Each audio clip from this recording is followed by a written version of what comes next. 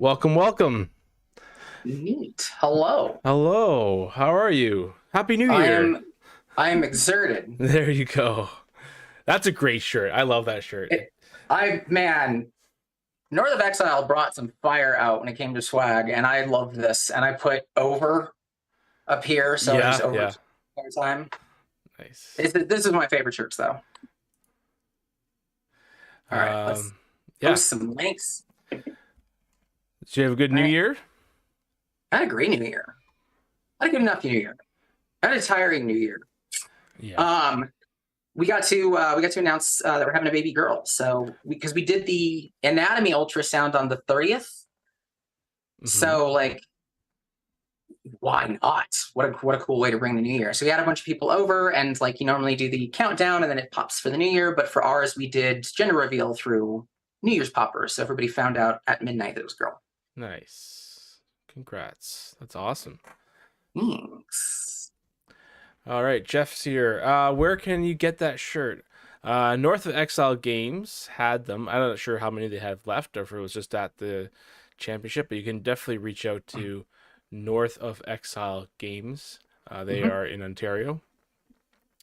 And I'm sure if they have more shirts, they'll gladly give you one, or send you one, or get you one.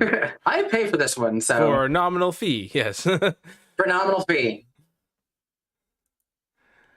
Yeah, they had I forgot what the other one was. They had two. I feel like they had two. They had this one, and they had a Hardcore Life. That's right, Hardcore Life. Yeah, Hardcore Life, or Hardcore for Life, or something. One of those two. Something. Hello, Nick, Jeff, Kev. Good morning, Kev, from Australia. Yes, morning from Australia. That's awesome. Did we get any guests in, or are we just the two of us? It's just us. Okay. It's just us. Lipsky, Jason. Oh, here we go. Everyone's coming in now. Liam, yeah. So this I is just did the pushy thing. the pushy thing. Nice. I don't The do published thing that I get to do. Yeah, the thing you get to do that you have access to that I don't. Perfect. So this is the first Exploring the Libraries of the Year, 2023. Who would have thought that after COVID and 2022 and all this stuff, we are now in 2023. Yay. There's a lot of things happen. If you think of some sci-fi movies that 2024, 2025, like those are only 2 years away now, and some of those movies take place at those times, right? And it's like I think we may have missed the mark there a little bit. I'm trying to remember. There was one that like took place in 2020. That was there was the end of the world, like that disaster movie. No, there's that. Every disaster movie 2012. Well, it was 2012. I think about. I actually just learned last night. God, this bugs me. Because we were randomly like getting through like the good Simpsons, so like season 9 prior. Okay. You don't remember little facts sometimes. I didn't realize that at that time Homer Simpson was 38. Really? He's 38 years old. Do they age though? Like Lisa Simpson's no, been the same forever. They don't. They just move. They move the timeline up. Which is what makes the show kind of suck. So like the early years, you got to go through Marge and Homer's like high school life back in like the 60s, 70s. And now it's like the 90s and the thousands. So yeah, wow. They don't age. Everything else moves with it. I think I was definitely like an older Simpsons, like some of the earlier stuff I really enjoyed. And then I sort of dropped off watching it. And probably good. But once it got to the point where Homer and the family were no longer responsible for their actions, and everything was just kind of gimmicky, that's when the series kind of really went downhill. Like that's kind of where it sucked. Same with Family Guy. Family Guy was always like teetering on that bar. Yeah, they rode that line really tight, and then they just. But at least there was like anger from the family. Like you had to fix a relationship from time to time, and now it's just like, hey, I set fire to the house. Oh, that crazy Homer Simpson. Okay, all right, guys. All right. Drinking something festive. Given we're probably gonna be talking a lot about Invasion, which is a dunkel from Back Pocket Brewing, because I've got plenty of things in my back pocket. Ooh. when it comes to announcements, which we're not all going to do here. No, but we did have some announcements though. We did have some. We had some big announcements coming from. So I'm gonna just throw that up on the side there. Invasions. We have a Q2 2023. This is right off the webpage, so I'm hoping that this is accurate. I'm opening the webpage right now. So oh yeah, I should go look. Yeah, so I mean, this is exciting, right? Invasion Q2 gives us not too far away, but Q2 could be anywhere up to, I guess, June, right? So we're working within a 3 to 6 3 to 6 window. I have no clue on that one, so don't ask me. No. Doesn't mean that, it doesn't push the possibility of having a second set this year. It could be in the first part of the year, so that could still be a thing. I don't. Yeah, again, I mean, I know it's being worked on, so for sure. I'm sure. Hopefully, that one plus another one is being worked on at this point. But yeah, and we'll go with annual on that one as far as years. let's not get into fiscal. So yeah, so you had your announcements. You as an ACG, because that will be the you that we talk about. The Invasions announcements came out, and we had a lot of interesting things, right? We had first of all, we had this amazing breakdown here of 7 champions, 50 commons, 47 uncommons, 33 rares, 5 showcase cards, and 5 secret rares. Yep. So I think we need to add one. Let's see, I think I missed. Yeah, I think I need to add one, which is the sketch rare. Sketch rare. That one's kind of a weird. That one's a little bit of a weird one, but since we did showcase, I think it's fine since showcases are variants. Well, everything's variants. Which it's 33 secret. So it's each secret's going to be a rare. Wow. Or each rare, or not. It's not secret. Sketch. So each rare has a sketch alternate. Each rare has a sketch variant. There we go. And then showcase, as it will be revealed soon. And then you have the secrets. So we have been playing around with the secret idea for a while now. In Origins, we had 2 secrets in both of the releases. So that's coming now with 5. So obviously we've seen a plus, or people have enjoyed hunting down for those. The sketch variants, I think, are interesting. I like the fact that it is the rare card. So like it's... it gives you something that's smaller to collect, kind of like a mini little set within a set, which is sort of like how the epics works as well. So notoriously Lipsky, all rares have epic forms as well. So the thought process with this one's actually kind of cool, because I was thinking, so one of the things that we thought about when it came to collectability is a collection isn't one card. That's just not a thing. So we were like, well, what are the things that made collections really fun? And we went back to like the old days of like showing stuff off in a binder. Right. And in this case, you have your rare, sketch, and epic. So you get like a cool triptych that makes up a row. So you can kind of like tell the story. And also, just because I understand, just social media understanding, it makes for like a really cool Instagram row, because you do those kinds of things. So we wanted to do the things of, it's not like you collected one card, it's you collected a piece of a puzzle and you're going to continue to collect the puzzle. Because that, in my mind, that's collecting. Like for me, it was Star Wars. I grew up on Star Wars, and my collection was the named Star Destroyers. Okay. And I wanted all of them, and I put them all together. And then like you could do like the named Jedi tests, and you could do the main characters. You could do, I can collect an entire thing and show that I put work in. Like there was some work to get that together. Not, hey, I got the thing that everybody's spending $10,000 on again. I got one. Yeah. I'm a collector. Shut up. No, there was a time and place for that. It definitely, it's come, and it definitely seems to have gone now. But the idea of hunting down the missing pieces that you need, right, and putting that still with the, what I understand, ACG is still looking at the player. They don't want to push the player out of the game and just focus on the collector. They want to have something that kind of bridges the gap between both. So there's unique stuff that can be collectible, may have value, down the road, but there's also not going to hurt the player who's opening the packs to play, right? So I think if we scroll down, like feedback that we got from a lot of people, like yourself and Jordan and a ton, and this was just really good feedback, is that a box just wasn't exactly that much fun to open. Right. Like if I get a box, like I there is still a thrill in finding like the one thing that I know is in the box that is really special to the box. And I remember there's a long conversation that is maybe why I brought this, where we tried some of that with like the borderless, like one maybe foil a box in the borderless, and I was like, there's your thing, but it just wasn't like enough. So that's why we really looked at, that's why we wanted to add things that were not just variations of stuff you already get. It's a whole new treatment to something that you already get. Right. And it feels completely different. Just borders off. Borders off's not good enough.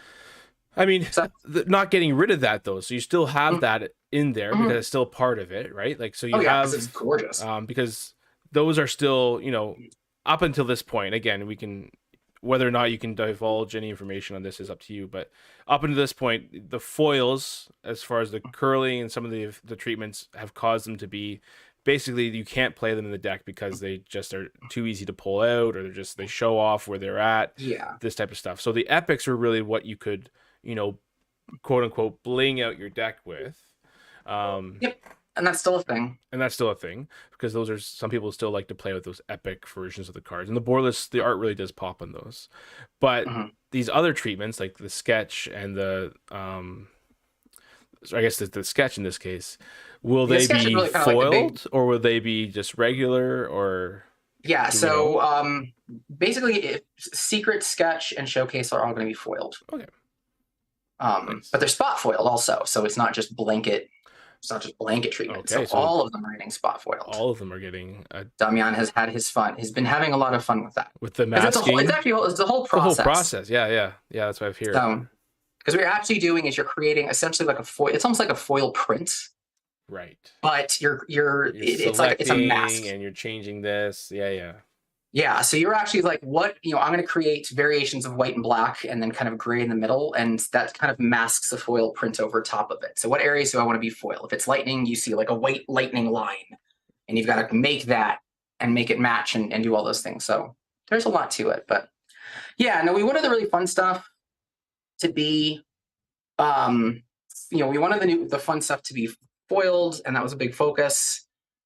We're also kind of in your vein, right, of thinking like that you can't use stuff like it, if it's, and the thing that sucks about there's no real good way from a printing and manufacturing perspective to prevent curling. Like even other games know this, so they you try to treat the paper, or you try to dehumidify, and you do anything and everything, but at the end of the day you just still have that issue because foiling is a metallic and paper is paper. Yep. They respond different, they respond differently to temperatures, they respond differently to varying degrees of humidity, and usually it's the paper that's the problem. So yeah, we were like, hey, if you're gonna get the spicy stuff, if we're gonna do this, if we're gonna do bring in foils, let's do spicy stuff with foils. But I guess I should announce, because we want to make sure also that people know what they're getting. Right.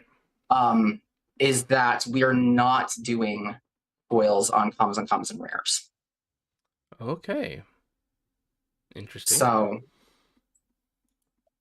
a couple approaches to that. One, it lets us really just hone in on these things just from a time perspective.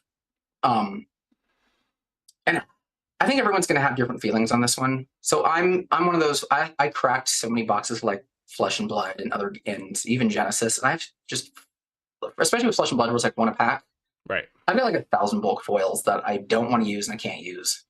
Right. I guess you just have bulk foils. There's that. Yeah. The foils in a pack, every pack, it's sort of kind of like it loses its, sorry for the pun, the luster of it, right? Because it's not really, you're not really getting something that's unique. It's sort of one in every pack. However, it is very easy to get a foil set in that case, which some people might like.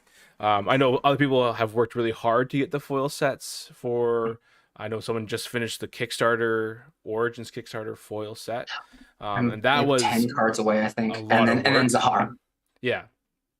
10 cards away in Zahar, so I'm 80 cards away. So that was like a lot of work to get to that. And yeah, I think a lot of the sentiment was like it felt rough because it was maybe one or two a box. It was unsure, and then if you got that god pack, sometimes the packs were very similar. Like you almost got duplicates easier than you could get the rest of the set. Yeah. So yeah, I mean, bigger terms of things, something like this allowed us to do a lot more with this set. And I'm not saying I'm not really confirming whether or not that's going to be the case just forever and ever. This is that's at this point. At this point, you've made that's at this point type of try thing. this thing, yeah. So Lee, from a competitive standpoint, actually at higher levels of competitive, most foils are actually just straight up banned. Anyway, you can get a DQ for not having a fully foil or fully non-foil deck, and that's true of every game. It's usually up to the judge's discretion. If there's like actually a concern that's brought up by the other player, like if a card is too curled to determine whether or not it's marked, then yeah, but notoriously foils are just always an issue. I was surprised how easily, so Shahan was going through each deck and checking, basically asked you if you have any foils, right? So then he would shuffle the deck up a couple times, put it down, and he was able to get it within a card. I was like, I was shocked at how easy it was and how quickly he was able to find the foil. Now, whether or not that affects, how I can get the foil into my hand, it doesn't matter. It's still information that's, the fairness of the game is in question at that point. So yeah, it's being able to see it bubble up just a little bit, like halfway through the deck. It's being able to kind of know if it's close or not. It's being able for the opponent to actually be able to see, like, oh, that was clearly curled. Exactly. So what's the point of or if you really want to get spicy on it, and this is something that this is another, like, I'm just gonna keep bringing up Fab because that's one I've played a ton of. Like the Fables and Fab are all foil, but they're curled to hell, and it's the only foil that I put in the deck. If I like really want to be evil, like I know exactly when like my eye is coming up. I know my eye fiddy is showing up. I know when the foil is coming up because it's the only one I put. Right. Stop. Like not when there's a ton of money on the line. But hopefully with something like this, if it's special, it's really special. And this one's a personal. This isn't like an ACG thing, but like personally, it's cool to open the foil until it's opened. If it's something that I don't care about. So and it's like, what am I gonna do with this? Yeah, I definitely have felt that. So for some perspective, I really went hard after the J2 foils when they were first announced because I've been playing those cards for so long. So I sought after everyone. Luckily there at that point there's a lot of people opening them. I basically politely attacked anyone who had a god pack or posted a picture being like, hey, if you're at all interested, I would love to buy whatever such and such cards or all cards from you, going that way to kind of get a hold of those. Other people like to open all boxes and try to open those boxes and try to get those foils out. And Genesis was interesting because, with X number of card limit, like if you wanted to foil out a Genesis deck, you could be trying to get 12 copies of a foil, which, oh god, yeah. I understand the argument of having like if I have the foils, I want to play with the foils, and then the foils are curled and I can't play with them. That's just a really sucky situation to be in. That's the thing that's been the same fun with a lot of others. Is like I just boom, slam down, big awesome foil. I have this thing. It is a really fun feeling. I think it's just, I don't know, maybe it's just a matter of like how niche is that feeling sometimes. I think that's some of the uniqueness when it comes to deck building. I know a lot of cards like they like to bling out or have the highest rarity cards in their deck just to say that they've done that, right? Put 10 box toppers in. There you go. So do we know if the selective foiling cards are going to have that same curling issue, or is it going to be less foiling going to create maybe an easier or flatter, less of a curve? I honestly have no clue. Like so many things come into play when it comes to how a card foils. It's true. Like how much humidity was in the paper at the time it was printed? How much humidity was in the printing press at the time it was printed? How cold, how warm, a whole bunch of things. I mean, the one card that we got from the championship that had the example of this treatment on it, it was pretty good. Like it looked. Yeah, like it's still pretty flat. So that's more of like a Damian and Acid, and sure, because they were there making, just trying stuff out. Right. So if they found something, then awesome. If part of it is there's a way to do a treatment, and knowing that there's less foiled material on the paper changes something. Which I'm not entirely sure if that's how that works, honestly. That's me just not being.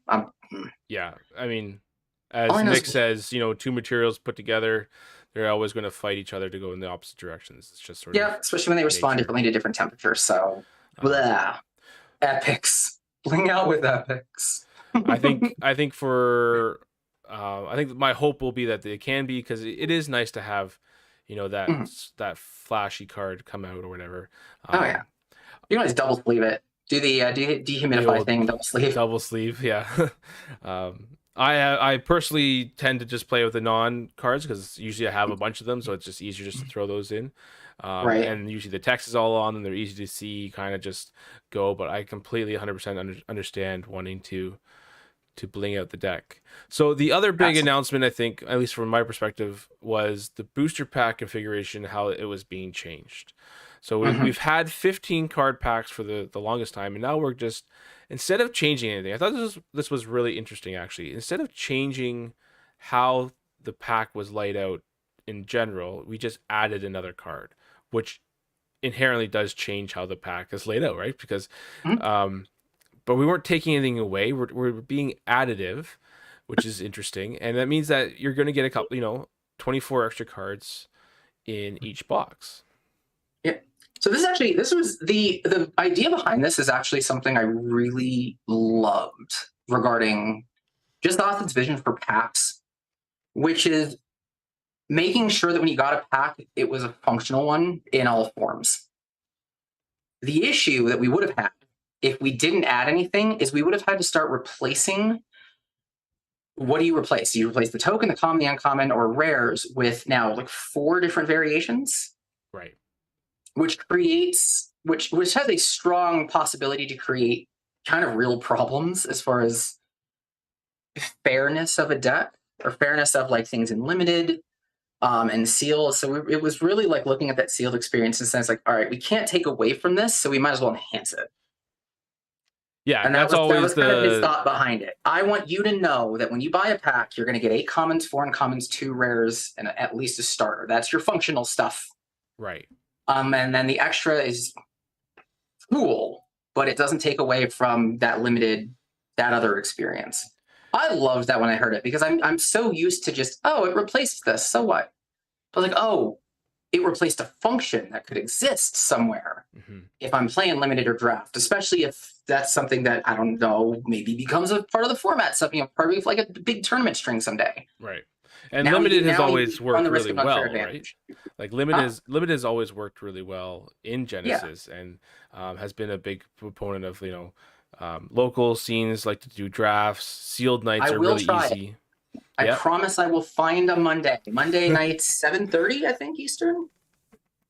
Eastern, sure, yeah. Whatever that works for you. Usually Eastern is my time, so that's usually it's 9:30 Eastern. 8:30, 9:30, yeah. Yeah, around there. It's draft, Coliseum of Fate draft mode. I will get there. I will get on there. I promise. So yeah, I was really excited to see this. You're being additive. Yes, your card pool limited gets a little bit, 1 more card times 4, so 4 extra cards. Your limited pool, 6 extra cards in your sealed pool. Pack wars, you have an extra card in hand. So all of these things are adding to, and I hope that it does work out really well. I think also just confirmed in the chat that yes, the foil champions are going to be spot foil. As you know, we're going to have foil champions that are going to be spot foiled.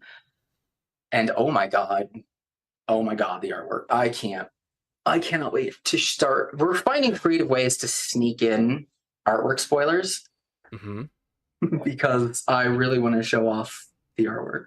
Not gonna lie. Well, that's the thing. Even the artwork spread out here, like if we go to this box, you know, this angel that we've, Angel of Justice, which was spoiled on stream, is a fantastic piece. We see something here that looks potentially like another angel, which could. This was also spoiled in the Days of Beckoning, I believe. That's one of the angel or one of the art pieces you used. And then, yeah, so other things as well, right? So you have our art team, lead designers, all the Alex Miller, all that. I should have a bunch on the player version. There's a bunch of new pieces of artwork on the player version. Damian, Philip, Mario have been there for a while. Rev has been there for a while. Marion is the newest, and Carl. These two are new. Some of Carl's art that I believe is his, from what I've seen, looks fantastic. I think Carl's been a fantastic fit. Carl. Yeah.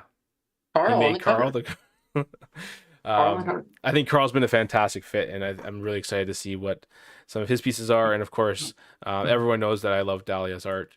And I'm very excited to see what her second run through of Genesis cards is going to look like. So it's so good. And then the showcases, which are very, very cool, which is we told Philip, go play. And that's the showcase piece in the product. I think it's product experience. Yeah, product experience. Showcases. Yeah. Down so the bottom. Nice. Yeah, so that's Philip. Go play with 5 cards, and that's all I'm really gonna say about that. They're just so cool. They're so cool. So they are all Philip's cards. That's kind of what this is saying. And it's this is a unique Philip showcase set. Of inside, it's a little tiny 5-card set inside of the full set. So very again, cool. going back to that, like you get something and you assemble a piece of a puzzle. Basically, you now I've got one of 5 things that I need for the Philip showcase. Very cool. And we like that stuff.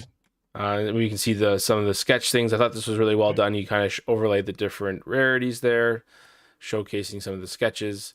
I totally forgot to round the corners on that one.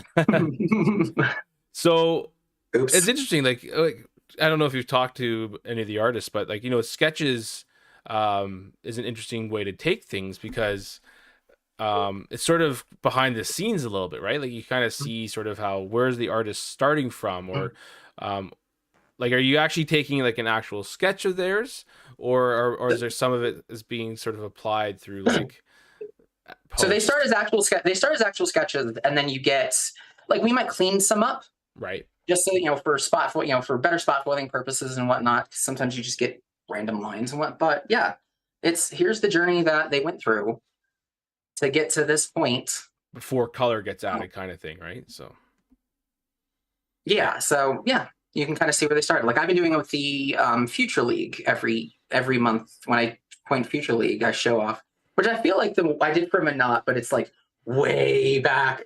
It's way like the early stages, yeah. So no, like the process for us, when it comes to art, which is so much fun to be a part of, is there's like a brief. Art starts with like a creative brief, and it's like a sentence or two. And then we get like a series of sketches of here's just what I'm thinking that I'm gonna talk like pure wireframe. And that gives us an idea of just general vibe. Actually, if you go to Instagram right now and if you go to Genesis's Instagram and look at the Future League. Oh yeah, I don't know if I don't use Instagram. That's right. You just Genesis, Instagram.com/GenesisBOC, I think. There we go. Should get you there. Genesis_BOC. Showing my age here. Instagram. Genesis. Oh. BOC. I don't know. We're going to figure if this works. Here we go. We'll figure it out. Close. You're close. Enough. There we go. Top one. All right. So the Future League, the second one. So those two. Bugger. I can't. No. All right, fine. Whatever. You can still see it. Like, just don't hover over it. You can see it from afar. Yeah. Granted, those two images aren't. It's not the same person who did both of those, but like that's one of the that Minot in the back with which is her action shot. That's her, I think, B side is what we would call that one. But that was one of the sketches from the action shot, like super wireframe. But we get an idea of like the pose they're going for and whatnot, and then we kind of pick our favorites, and then they go and make kind of first draft sketches, which is a little closer to what you see with like the Doom Kaga. Right. It's like now like details are fleshed out, and you get a lot more of that picture, and then we kind of go from there and do adjust. Damian does them, and I think like Alex will check for accuracy. Right. Like, hey, Iblis isn't wearing cloth clothing. Stop it. Like stuff like that. And then Damian will give like some direction. Sometimes, like if they really want to go hard, they'll do something called overpainting, which is basically it's like a feedback loop of sorts, where you get to see the artwork. This is the sketch that an artist made, and then like one of the artists, like maybe Damian or somebody will take that like as a flat image and just kind of draw on top and like overpaint on top of it, just to show like here's some thoughts that he has. It's literally almost like strike through and whatnot in Word. So it's like, hey, if there's cool things to enhance, then you do that, and then that from there we slowly inch towards final form. So that's kind of the journey you get to see. You get to see at least part of the journey through the sketch. Mm-hmm. Yeah, I'm excited. I'm here for it. So for sure. Yeah. So then we have sort of this idea that we have some dungeon crawling was announced on the player side. I cannot wait. To talk more about what's going that there. Piece of it. Not that it's like particularly secret, just because I've been talking about it for a while, but it was really an honor to be able to bring that into the Invasion experience. Right. And kind of the motivation for me was like, I don't know if you play MMOs, but like if you play WoW and a new expansion comes out, usually you're kind of thrown into an instance that tells you like a little bit of the story and gives here's some of the features, here's a little bit of the story before you get spat off into the main world. Right. And that was kind of the inspiration behind an Invasion release campaign. I was like, hey, if you want to learn a little bit about Invasion, see some of the cards, and we have cool little tricks for that, and get a little insight into the story just for fun, but also get to play Genesis with new stuff in a way that you're not like, I'm going to spend 3 hours trying to build a deck, and I've got to figure that crap out. Then just go and do a campaign, and you just need to show up. You actually don't need anything. Huzzah. Yeah, and I unfortunately didn't get to try the dungeon crawling out. It's on my list. To run it once. I felt bad. It's on my list of things that I like to do and to get to around, because it's definitely, I think it works really well with our grid system. It works really well with like summons and working as co-oping. It was fun. I want to say it was Shockwave, Tim. Oh God, I had a third. I actually had a fourth throughout. I had a couple people try it, and they had an absolute blast with it. I saw your table busy, so. Yeah, like I got exactly what I wanted out of kind of my variation of it. We're playing around with different ones, but there was a lot of the collaboration, a lot of like, all right, it was a lot of. So usually you're thinking of like summons on the board, get summons on the board. When you have 4 players, that board gets really crowded, right? Which is great for free for all, because it's hilarity. But when the 3 of you have an objective, those summons get in the way. Yeah, that can be frustrating, right? Yeah, so a lot of it was, we need to get summons out of the way. What do we do? And that's kind of like, that's basically what Long is. So I've got Alta, Iblis, and Long as kind of the 3 champions I leveraged in mine. And Long is like your board support and healer. So he's got like colossal ants and stuff, rampage toss. Like, I need this out of the way, get out of the way. Mm-hmm. And he's got Flight is a card is hidden in the initial deck, so he can move whatever. It's like, I need this out of the way. Come in. He Peter Pans in.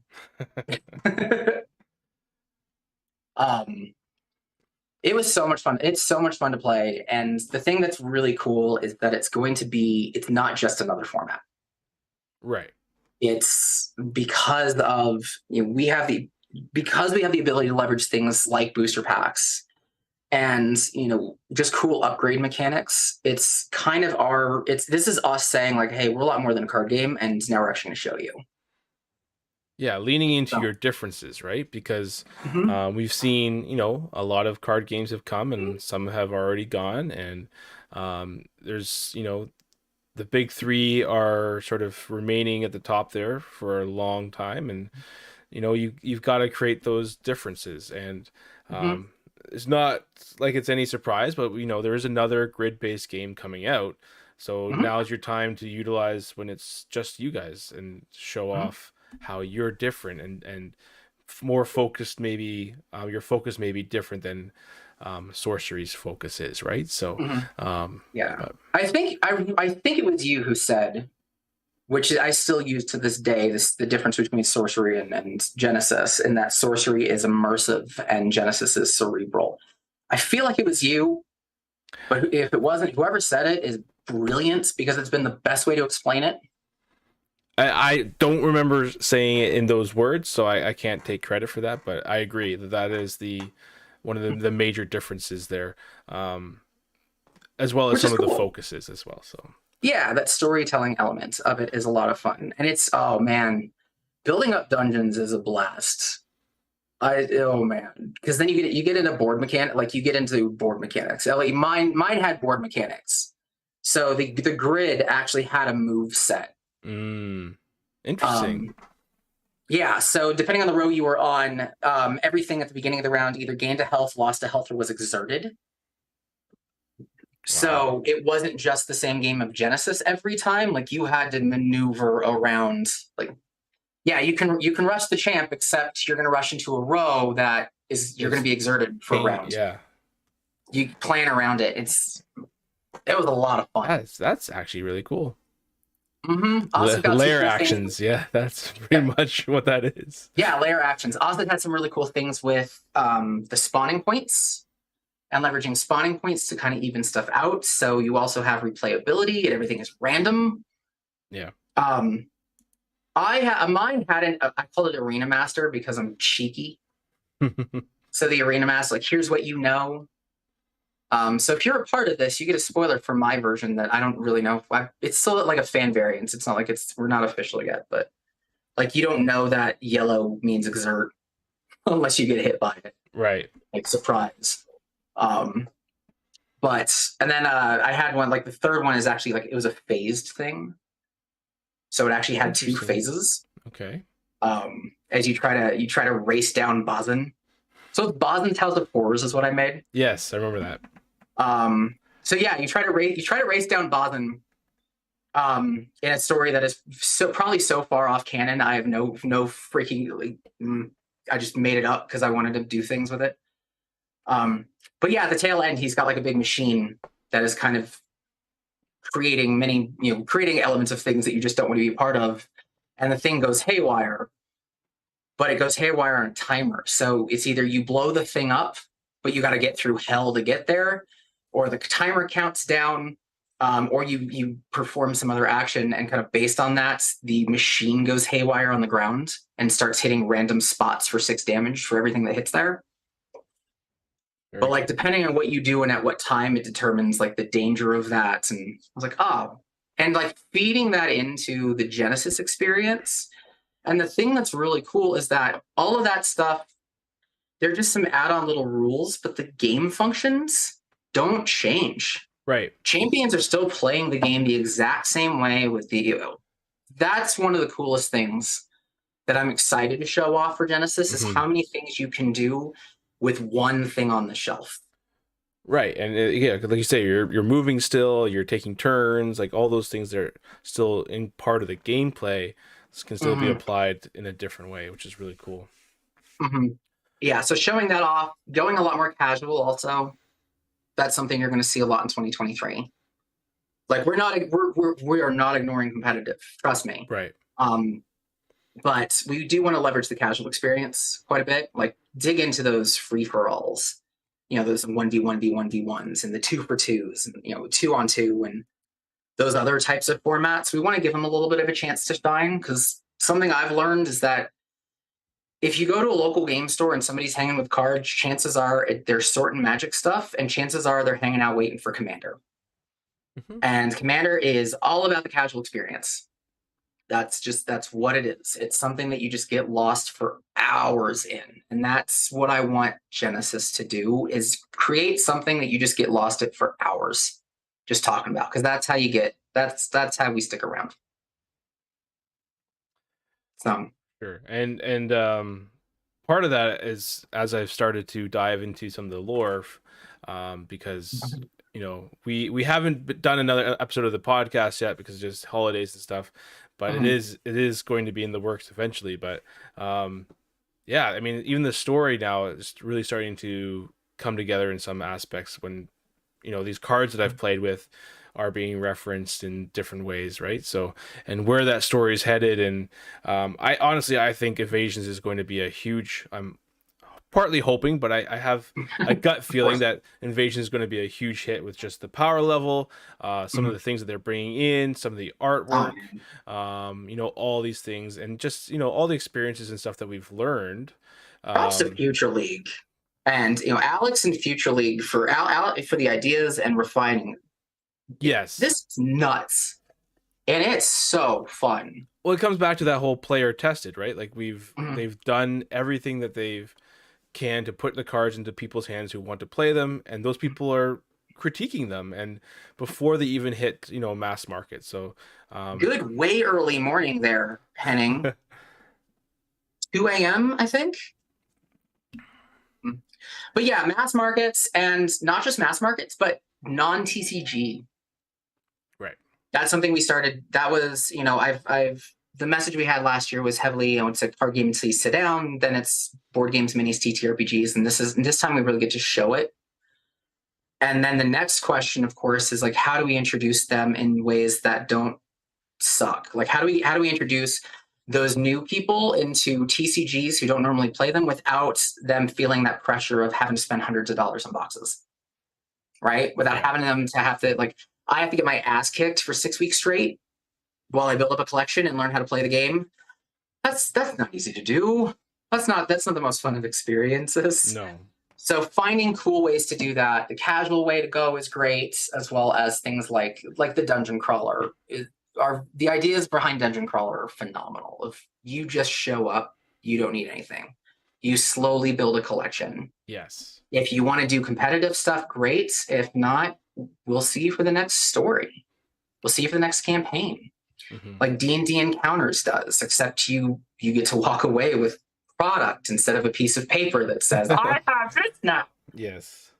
Um, and So, that's so cool.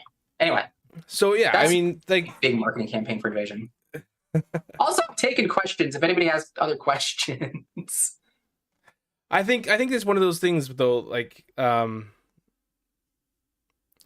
we've had so HG's had 5 years, and through those 5 years, they've been a startup, non-existent, only in Canada. They've gone through, they've seen a boom of TCGs happen through COVID, and all this sort of newer games coming out or things going to the moon, etc. They've gone through a Kickstarter, love or hate it, all the ups and downs of that, and now they're coming out, I think, with a great pool of experience, good and bad, and they've have had feedback, good and bad, Yep. and you don't change things whenever or exactly when you say them, right? Like, I know we can say stuff, we can ask for changes, we can say, I want to have $1,000 value when I open a box. You can't just go and make boxes worth that overnight. You can't just make those changes, Yeah. right? But I think Stuff's printed, everyone. yeah, Um, I think what we're seeing is the listening that we're hearing. There's been changes made, but they're still doing it in the way that fits the ideals that HCG has always done, right? Player focused. They don't want to be creating this sort of mass hysteria or FOMO. They don't want to be creating a reason where you have to make a choice between a box of cards and something yeah. more important. Like, those are things that are ingrained in what at least I Yeah. know of a Sid, right? So Yeah. Basically, we don't want to create a feeling of remorse. That's kind of what, like, that's what FOMO does, and that's why I'm so glad we never went the FOMO route. FOMO cares about your remorse. They want to guilt you into jumping into something, and we were never there. right, Um, so I like this, and for me, it's really special just because I came in once Origins was kind of figured out. So kind of me being able to bring in like some of my expertise and experience as a gamer. I was kind of locked already with decisions that were kind of made for Origins and retail. Not that they were Sure. bad, it's just some of the big stuff I was excited to really do was kind of set in stone a little bit. Like, Well, they have to be made so it. early, right? So when you come in and the things on a pipeline, and again, you know, yes, we see. Let's take Magic for example. They're pumping out a bunch of product, you know, every couple of months, and you know, something like 3,000 cards or 300 new commanders. All this stuff I was listening to. Oh my god, yeah. Zone Pleasant I think Pleasant Kenobi did the number breakdown and everything, right? And it's like, but all of that was decided a year and a half ago, right? Like you can't just change that. I think HG it goes through printing, it goes through testing. Yeah, it has to go through testing and all that stuff. And I think HG has responded really well to a lot of the feedback, and now we just have to hope that the cards and the play style and the players start realizing, you know, some of the power levels and some of the other things. And I think, I mean, so far so good, honestly. Yeah, which has been really nice. Like, you've seen influx in the Discord, people coming in, and there's also like a lot of new podcasts that are starting to take a look, and just a lot of content creators that, and my reliance on content creators has changed in the last year, but like seeing them come in naturally because whatever we're doing just looks fun. That's cool. That's so cool to be like, hey, I'm checking out this game Genesis, not because there's a secret rare out there that we saw go for a ton of money, but because what they're doing looks fun. That's a fun thing. That's really cool. So I'm excited to be able to bring to Invasion. The other thing that's really nice with Invasion is that it's not straight to consumer like Origins Kickstarter was. So we get to do some fun things with releases. Right. And I have thoughts.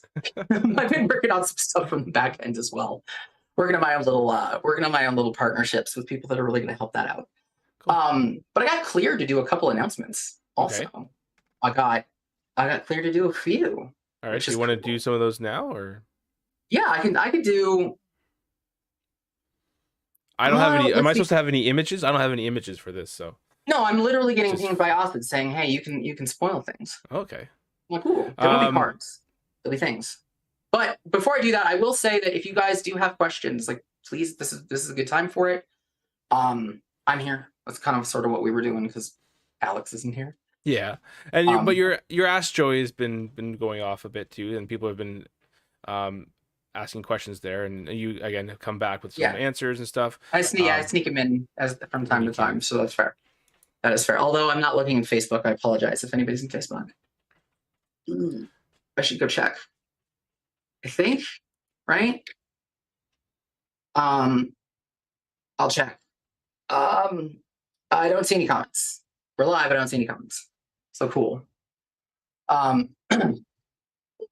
Thinking about how to combine dungeon crawling into OP. Yep, might be a while, but until we get that going. Yeah, that's one of the things so talking about us as a board game, this is something I learned when we went to GAMA, which is the Game Manufacturers Association, which is a trade show. So you're not getting fans, you're not getting players, you're getting publishers, you're getting developers or distributors, and you're getting game stores. And having stores roll their eyes when we said that we were a card game was rough because it was just a crummy time. But diving in and feeling like, what was the actual problem? What were the problems that you were dealing with? And really, one of the big ones was that everything just every new game that comes out that seems interesting saturates the audience, and that only goes so far. So I'm as a game owner, as a store owner, I'm suddenly pressured to buy this new thing. That's cool because there's the flippability, there's the flipper community that's like demanding it. But I also usually on the hook for like the organized play and the stuff that makes the card game successful. And if I don't really have that, if I don't get that, and if people don't show up for it, well, whatever boxes you guys didn't buy, I'm stuck with. And on top of that, that group's just going to go right back to like Magic or Pokemon or Yu-Gi-Oh! Anyway, if those things aren't there. So I just bought a ton of product so everybody else can, buy it, flip it immediately, and then I continue to buy product because it's sold off really quickly. So I would assume that there's more demand for it, and I don't know when to stop. And now I got stuff stuck on the shelf. Right. And that's why, that's why hundreds of games have failed in the last 20 years. Is that's been the mentality. It was hard at Gamma to like get around that. So being able to go to them and say, we don't need your TCG community was real cool. And then we showed them, and we had more often, and Jordan can attest to this in Origins, you actually probably could too, of the stores that were like, I can't wait to show this game to our D&D and Warhammer guys. Like, that was real cool. That was cool. So that's what I'm excited about. The other thing is, like, 5 years in, other things you guys are going to notice is that as a company, this is a huge initiative on my part. You guys are actually going to see this tomorrow. Okay. Is we're going to get a lot better at communication. I mean, a lot better at communication. The first thing is there's a lot more that's going to happen on the webpage. So guys, if you're here, you should start checking the webpage a little bit more. I haven't snuck anything in tonight. Hold on. But we want to leverage the website a lot more. I'm working on updating the living crap out of it. I am. I know I am. But we want to look like a company that's been around for 5 years. Right now, we just don't. So expect a lot more of that. Of, hey, we're going to talk to you guys. We're going to let you know where we're at. I think one of the biggest things that I learned from kind of a conversation with Jordan is that if you don't have communication, all you've got is speculation, and the only speculation you can do when nobody's talking is market eval. Even that, like, I would say that as human nature, when we go to that speculation, or if we don't have answers, we tend towards the negative, right? Where it'd be like, well, I don't know what's going on here, so it's got to be the worst case scenario, where it's like, oh god, exactly. Right? So this has happened, but then I heard this, and then this must now be the worst case scenario, right? And because nobody's communicating the opposite, I've got to be onto something. So, and you probably can't answer this, but I'm going to throw it out there just because, I'm sure it's on other people's minds, and something maybe to think about as well. It's like one of the things that is missing from this announcement is, and this could be a differentiation that you're trying to do, or it may just be something that you're not sure how to do it best. But we know that when you are printing something, you know the numbers that are being printed, right? And you can provide, or other companies do provide, the potential or the chances to pull something. So what, the population numbers, or the pull rates, if you want to put different words on it. And I know, if we look at some other things like that are adjacent to TCGs, right? You have like loot boxes. We're getting, harped on a while ago because you just never knew what your pull rates were, or if you play some of the lottery cards, you have your percentages of winning, your chances. Absolutely. Is that something that could be talked about, discussed, or maybe we see in this, so that we know, yes, we have this extra card in the pack, but what am I actually pulling? Absolutely. I'm still kind of technically waiting for Austin's approval, but this is something we've notoriously done. We should do. Right. Okay. That's fair. We just should. So there's a phenomenal video that came out that I got introduced to, and Austin found it. And it's video game focused, and I might actually link it I'll say what I'm posting tomorrow in a sec, which is what happened with gaming, or what went wrong with gaming. And it focuses heavily on what happened to video game culture. But the big thing that they said was people no longer knew what they were buying. Right. Like, you bought a game, but you had no clue how long the DLC was going to go. You had no clue how much was removed, so it could be waiting for DLC, and just create a bad taste in everyone's mouth. Right. So we don't want to do. That's a crap thing to do. Chances are, if anything, as I kind of think, I was kind of scrambling the morning to post everything because I misjudged how many things we added to Invasion. So I can just do it in the morning. I forgot how many things we added. I was like, crap, I got to create so many things. Pull rate is I have no clue when. It'll probably be soon, to be honest. I'm not asking for it right now. I'm just more putting it out. I know it's been on people's minds, and it is something. I'm not going to say it because I don't remember it. Yeah, no, that's fair. There's that, at least. But But at least it's being talked about. It's being addressed, and it could be could be brought up as well. So yeah, like I said, I mean, I really kind of want to do it soon, honestly, just because as people are like going to LGSs and pre-ordering, which I'm going to post kind of something to help that a lot in the next like day or two. Of hey, if you want to get your LGS and help me do pre-orders and whatnot, here's the system.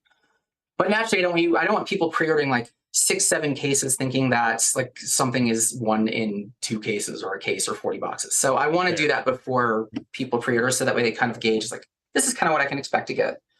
Let's not be jerks, right? So yeah, it's absolutely a thing. But the thing tomorrow is I'm releasing something called the Weekly Awareness, which is basically just us talking to y'all. How are things? What's been going on? What are cool stories? Stuff that like doesn't make sense for like a Discord announcement or a social media thing. Like I don't need to say, hey, we had a great chat with the store. I'm not gonna make an image for that. I'm gonna make it a graphic. So we're gonna start doing that on a weekly basis and have kind of like guest writers like from all over the company. So that way you guys can see what's at least moving forward and what progress is. So that way you can see there is in fact progress and be able to kind of react of this is what's in our minds right now. It might be something really big and cool, and it might just be we're trying something that hasn't gone well.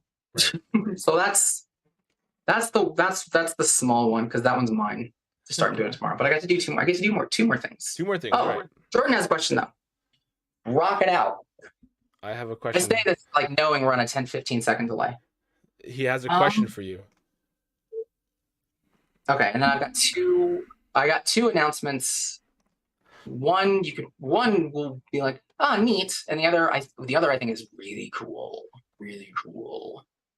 So while we're waiting for Jordan to, single type his, unpack his question into chat.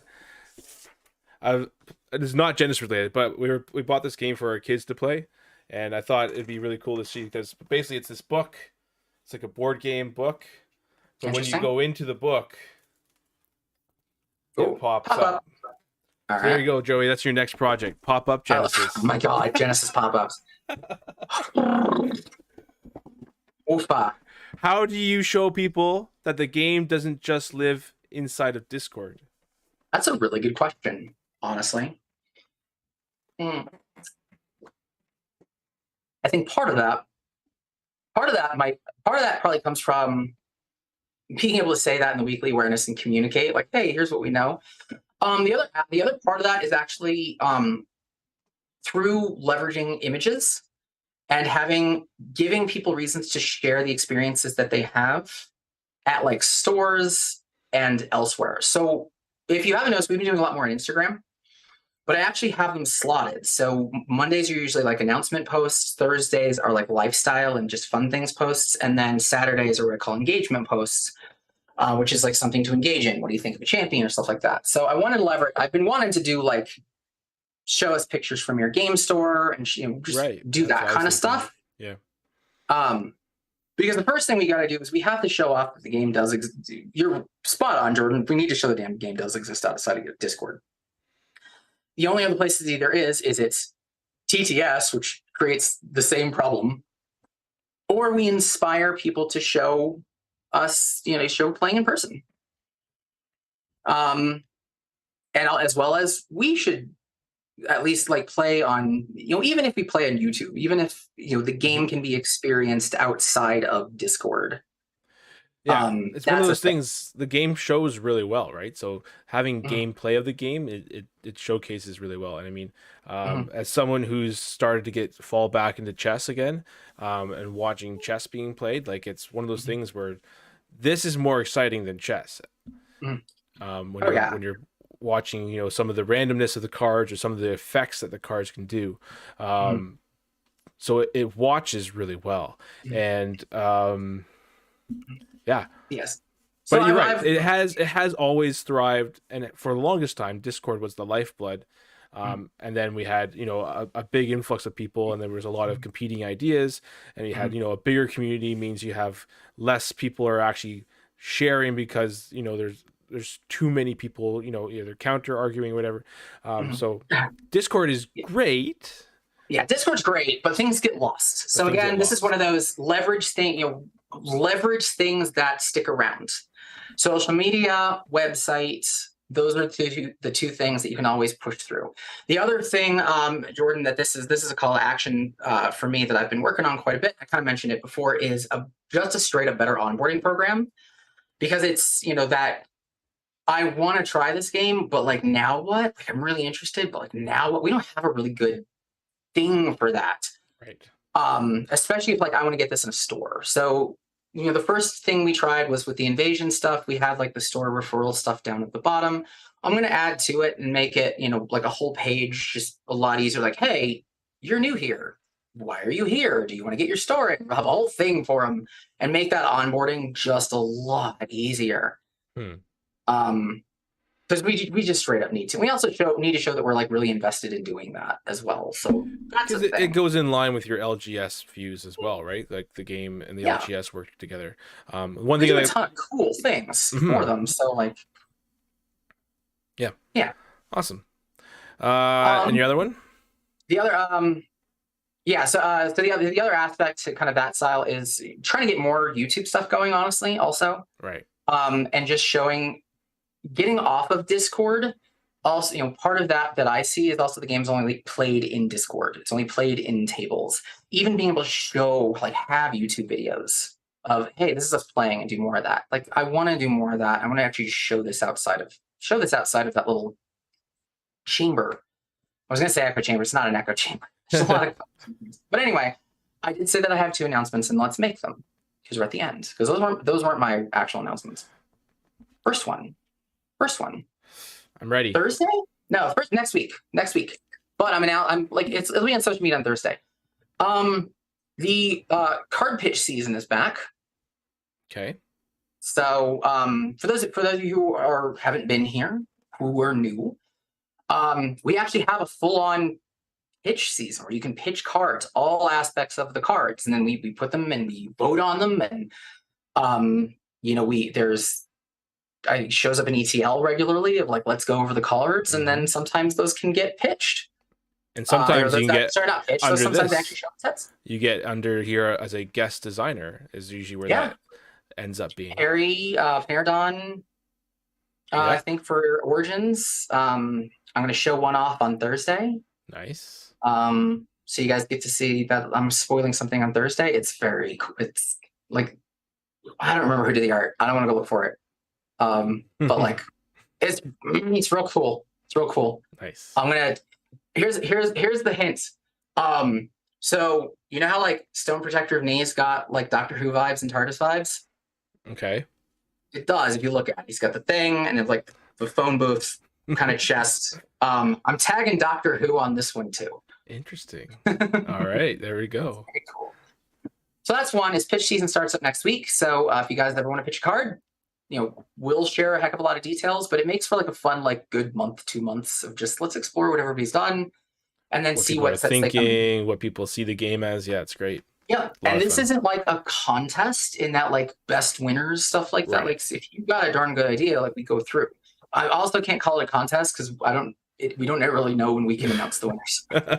Yeah, like it might not fit. That's learning from experience right there too. So there you go. Yep.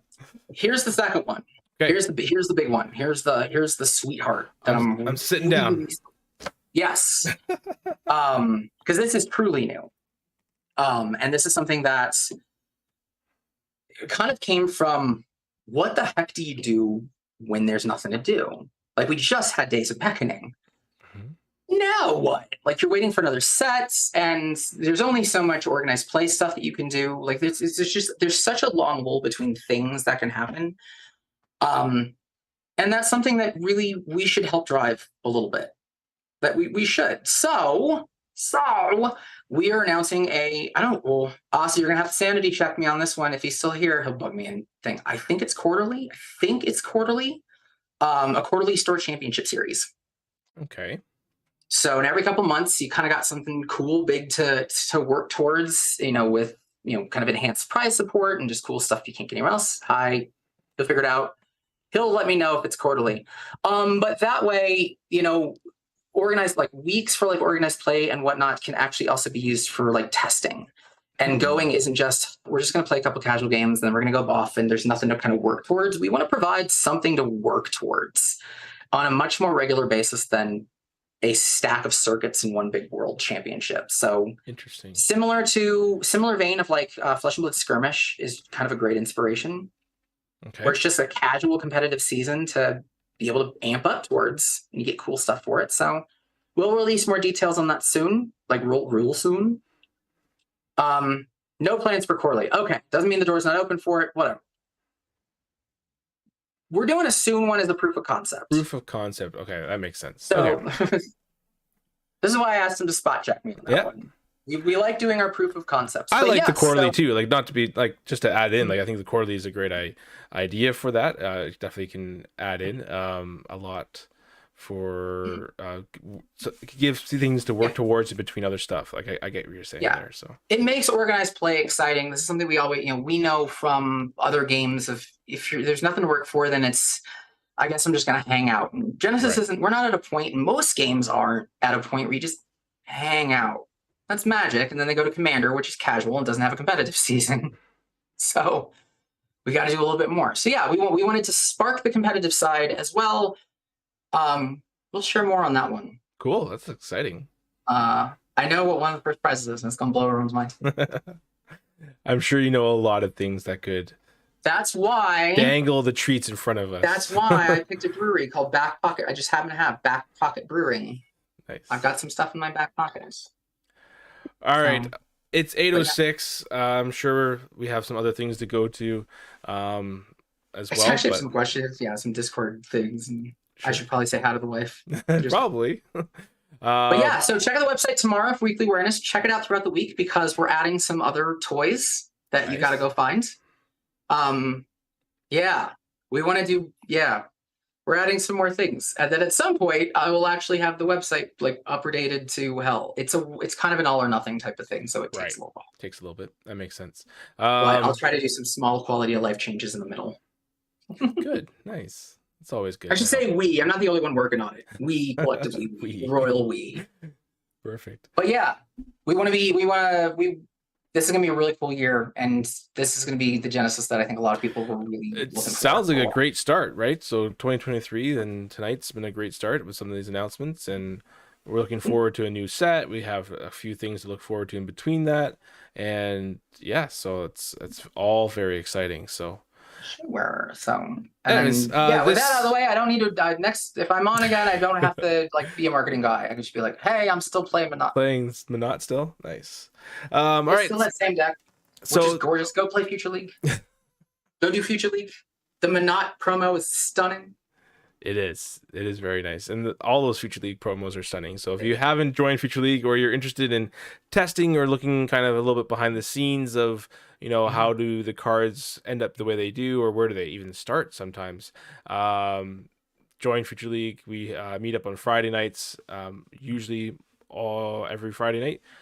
Holidays was a bit hit or miss, but it's a new year, so going forward, Fridays is where we meet up, we build decks, we play, smash them against each other, and we talk about power levels. We deep dive into, is a card good for healthy or not, all those things we kind of do as a group, and it's a lot of fun.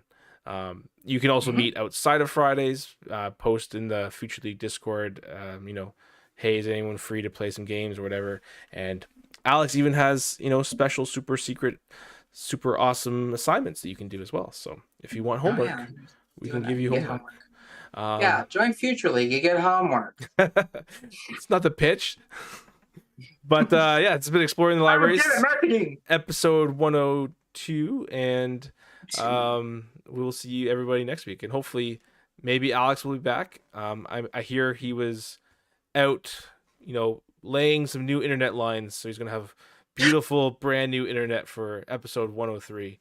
As we continue Internet Watch, it's now moved to Internet Watch 2023. We'll see how long it lives, but it'll probably die soon.